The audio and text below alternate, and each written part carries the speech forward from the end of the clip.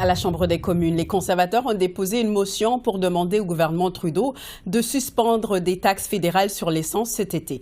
Une démarche qui ferait économiser 670 $ par famille en moyenne durant les vacances estivales, selon les troupes de Pierre Poilievre. Un montant remis en question par les libéraux.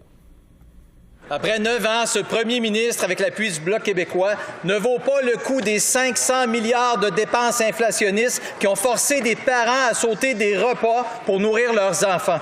Alors que le chef du Bloc québécois et plusieurs de ses députés font campagne pour augmenter radicalement les taxes sur l'essence, les Québécois en région, eux, payent le prix. Parce qu'ils n'ont pas accès au transport en commun, Monsieur le Président. Ça s'appelle être complètement déconnecté. Est-ce qu'au moins le Bloc libéral va mettre son programme idéologique de taxer davantage les Québécois de côté et voter pour notre motion pour suspendre les taxes fédérales pour l'été? L'honorable ministre de l'Environnement et du Changement climatique. Merci, Monsieur le Président. Les calculs et les économies affirmées par le Parti conservateur du Canada, c'est de la bouillie pour les chats. Pour pouvoir économiser autant que les conservateurs le clament, il faudrait qu'une famille albertaine, par exemple, fasse 37 000 kilomètres pendant leurs vacances, Monsieur le Président. Alors, vous pourriez partir de Montréal, aller à Mexico, revenir à Montréal, retourner à Mexico, revenir à Montréal, retourner à Mexico, revenir à Montréal et retourner à Mexico, puis vous auriez encore des kilomètres, puis vous n'auriez pas encore personne, Monsieur le Président. J'en discute avec le journaliste Christopher Nardi, l'analyste Geneviève Tellier et l'ex-chef du bureau parlementaire de Radio-Canada, Yves Malo. Alors bonsoir à vous trois, ravi de vous retrouver. Bonsoir.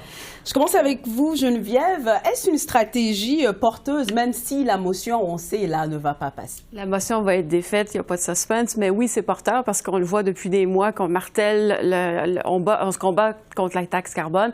On le voit dans les sondages, ça réussit aux conservateurs. Et donc là, on a un petit peu changé la stratégie. On a dit toutes les taxes sur l'essence parce qu'on sait que la taxe carbone n'est pas là au Québec.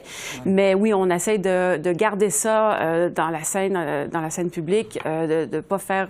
On veut pas que les électeurs l'oublient. Et je pense que c'est un message qu'on va marteler pendant très longtemps. Et donc, on utilise cette motion-là pour bien rappeler l'horrible taxe carbone que combattent les conservateurs.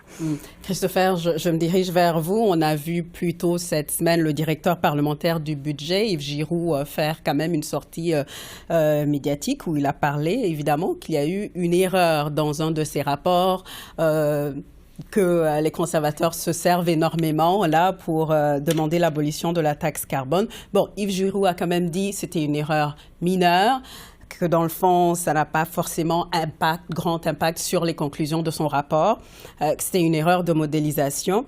Mais est-ce que ce développement-là est un cadeau pour les libéraux finalement? Bien, c'est un cadeau pour les libéraux en partie parce qu'ils peuvent jouer sur le flou, vu que le directeur parlementaire du budget n'a pas publié le nouveau calcul et il dit que ça va seulement venir à l'automne. Oui. Bien, ils peuvent jouer sur le flou de on ne sait pas combien sera la différence et donc vous n'avez plus à vous inquiéter parce que notre message de la taxe carbone va vous ramener plus d'argent qu'elle vous coûtera.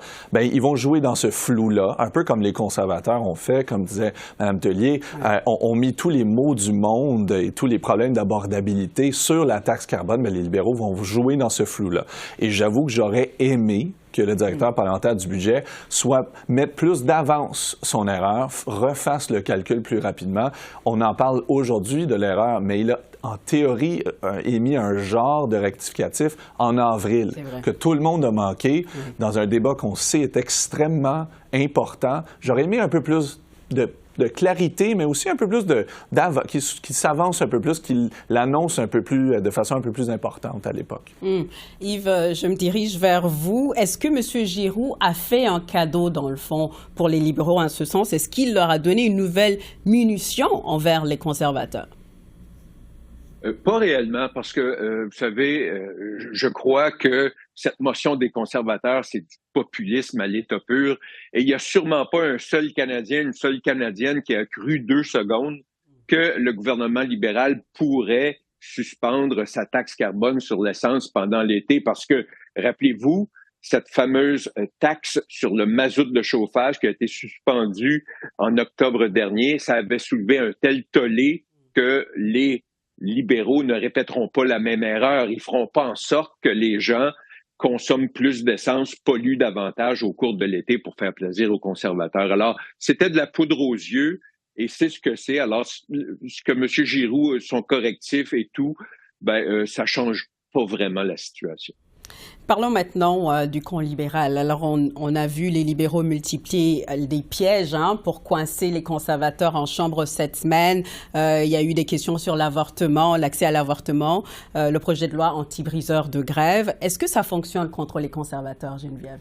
Les libéraux espèrent. Alors, on a vu beaucoup d'attentisme de la part des libéraux ces derniers mois. Plusieurs leur se demandaient, ils pourraient attaquer davantage les conservateurs. On avait l'impression que les conservateurs avaient tout le terrain pour mener leurs attaques. Et on voit depuis quelques semaines que la stratégie des libéraux a changé. Donc, ils sont plus vers l'attaque eux-mêmes. Essayer de dicter, ça va être quoi les discussions, ça va être quoi des sujets de débat. Donc, oui, l'avortement, c'est toujours bien pour les libéraux parce que ça embête les conservateurs. Quoique avec Pierre Poilievre, c'est pas encore clair. Il semble avoir vraiment le contrôle de ses troupes sur cette question-là.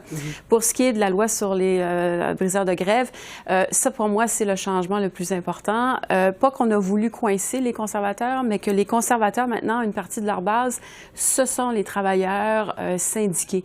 On l'a vu aux dernières élections, on l'a vu ailleurs aussi, on l'a vu notamment en Ontario. De plus en plus de cols bleus commencent à voter conservateurs et non pas à gauche, néo-démocrates ou libéraux. Et donc, M. Poilievre ne voulait pas se les mettre à dos, donc il n'y avait comme pas vraiment le choix de voter. Enfin, il aurait pu, là, mais c'était une stratégie de sa part. Donc, je pense pas que les libéraux ont vraiment voulu lui tendre un piège. C'est plus M. Poilievre qui a sauté sur l'occasion pour montrer que, oui, il s'intéressait au sort des travailleurs, qui sont devenus une base importante pour les conservateurs. Et on voit qu'il multiplie les sorties auprès de cette base-là. Christopher, qu'est-ce que vous en pensez? Je pense que les sondages indiquent clairement que même s'ils multiplient les pièges, les résultats se font attendre pour les libéraux. J'écrivais hier sur un sondage qui montrait que dans le dernier mois, depuis avril, dans un sondage léger qui disait que les conservateurs, oui, avaient perdu 2 petits points, étaient passés de 44 à 42, mais les libéraux, eux, n'avaient pas bougé à 23. Ça demeure un écart de 19 points. C'est énorme dans un sondage. Et que donc, même si les conservateurs ont peut-être perdu une petite plume et on voit pas une tendance encore, les libéraux ne capitalisent pas nécessairement là-dessus. Et c'est ça qui va être névralgique pour les libéraux, autant au Québec qu'à travers le pays. C'est non seulement de faire perdre des plumes, ils espèrent, aux conservateurs de Pierre Poilievre, mais de pouvoir manger ces pertes-là et en profiter. Et ça ne se voit pas. Et je crois que ça va les inquiéter. Ils vont devoir y penser. Et parce qu'on approche d'une année électorale, on présume en 2025, où les électeurs vont commencer vraiment à sérieusement songer à qui ils vont voter. En ce moment, ce n'est pas Justin Trudeau qui traîne à 16 % d'appui chez les Canadiens versus beaucoup plus pour Pierre Poilievre. Yves, justement, est-ce que c'est l'effort du désespoir là pour les libéraux? Non, parce que, vous savez, selon moi, le projet de loi anti-briseur de grève, c'était bien davantage pour conserver l'appui du NPD que pour embêter les conservateurs. Parce que, bien sûr, ça aurait été un extra si les conservateurs avaient voté contre le projet de loi.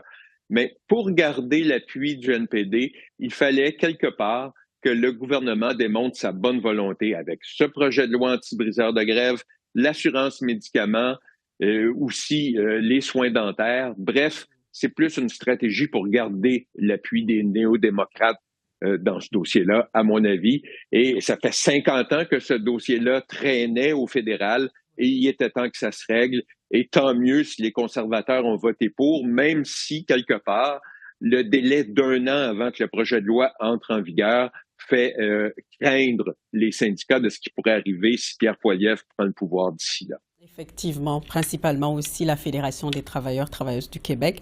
Parlons maintenant du récent sondage léger. 42% des Canadiens sont en faveur des conservateurs. Par contre, du côté du Québec, il y a une quasi-triple égalité entre le Bloc, les conservateurs et les libéraux. Yves, je commence avec vous. Est-ce que le Bloc va devoir revoir sa stratégie contre les conservateurs? Je ne crois pas, parce que vous savez, pour le Bloc, ça a toujours été de dire nous présentons la solution si vous ne voulez pas voter ni libéral ni conservateur. Une stratégie qui a très bien fonctionné pendant plusieurs années. Il y a eu des premiers ratés en 2011 quand il y a eu la vague orange, 2015 quand les libéraux et Justin Trudeau ont raflé une bonne partie du Québec, mais avec l'élection des François Blanchet, c'est le retour un peu à la tradition et on présente le Bloc comme l'alternative aux deux grands partis que sont les conservateurs et les libéraux. Alors, est-ce qu'ils ont besoin de changer leur stratégie? Non. Ils ont juste besoin d'insister davantage sur le fait que les conservateurs pourraient représenter un certain danger pour le Québec, mais ça annonce de très belles batailles, surtout dans certaines régions du Québec. Malheureusement, c'est tout le temps qu'on a. Geneviève Tellier, Christopher Nardi et Yves Malo. Merci énormément. Merci. Un plaisir. Un plaisir.